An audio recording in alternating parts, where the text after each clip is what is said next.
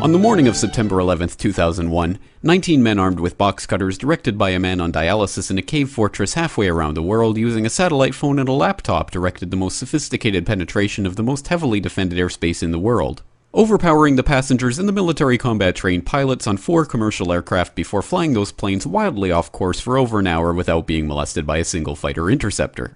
These 19 hijackers, devout religious fundamentalists who like to drink alcohol, snort cocaine, and live with pink-haired strippers, managed to knock down 3 buildings with 2 planes in New York. While in Washington, a pilot who couldn't handle a single-engine Cessna was able to fly a 757 in an 8,000-foot descending 270-degree corkscrew turn to come exactly level with the ground, hitting the Pentagon in the Budget Analyst Office where DoD staffers were working on the mystery of the $2.3 trillion that Defense Secretary Donald Rumsfeld had announced missing from the Pentagon's coffers in a press conference the day before, on September 10th, 2001. Luckily, the news anchors knew who did it within minutes. Osama bin Laden. The pundits knew within hours. Osama bin Laden. The administration knew within the day. Terrorists who committed these acts and those who harbored them. And the evidence literally fell into the FBI's lap. That a hijacker's passport was found blocks from the World Trade Center crash site, if you can believe that. But for some reason, a bunch of crazy conspiracy theorists demanded an investigation into the greatest attack on American soil in history. That investigation was delayed, underfunded, set up to fail, a conflict of interest, and a cover-up from start to finish. It was based on testimony extracted through torture, the records of which were destroyed.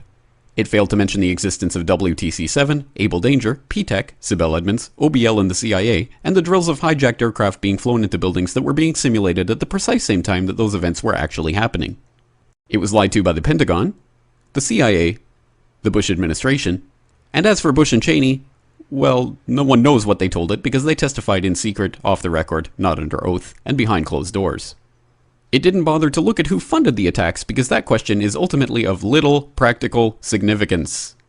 Still, the 9/11 Commission did brilliantly answering all of the questions the public had, except most of the victims' family members' questions, and pinned blame on all the people responsible, although no one so much as lost their job, determining the attacks were failure of imagination. Because Nobody in our government, at least, and I don't think the prior government that could envision flying airplanes into buildings.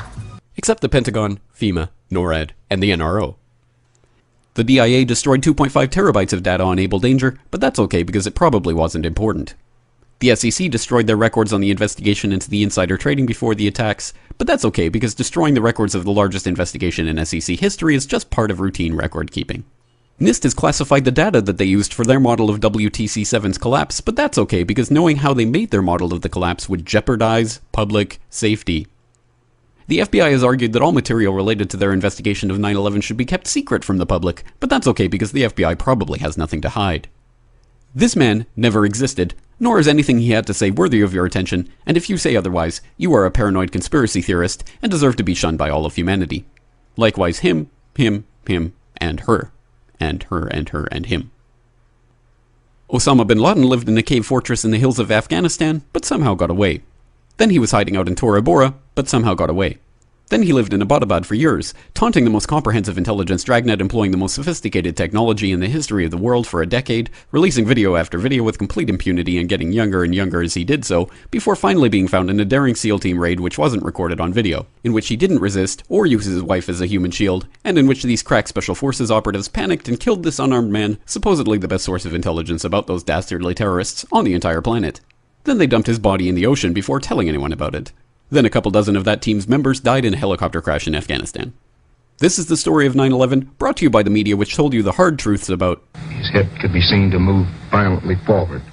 And they took the babies out of the incubators. And mobile production facilities. And the rescue of Jessica Lynch. If you have any questions about this story, you are a batshit paranoid tinfoil dog-abusing baby hater and will be reviled by everyone. If you love your country and or freedom, happiness, rainbows, rock and roll, puppy dogs, apple pie, and your grandma, you will never ever express doubts about any part of this story to anyone. Ever. This has been a public service announcement by the Friends of the FBI, CIA, NSA, DIA, SEC, MSM, White House, NIST, and the 9/11 Commission. Because ignorance is strength.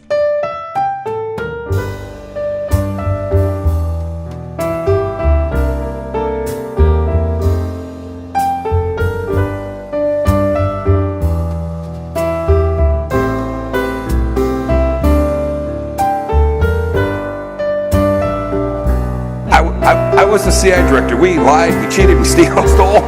It was like we had entire training courses.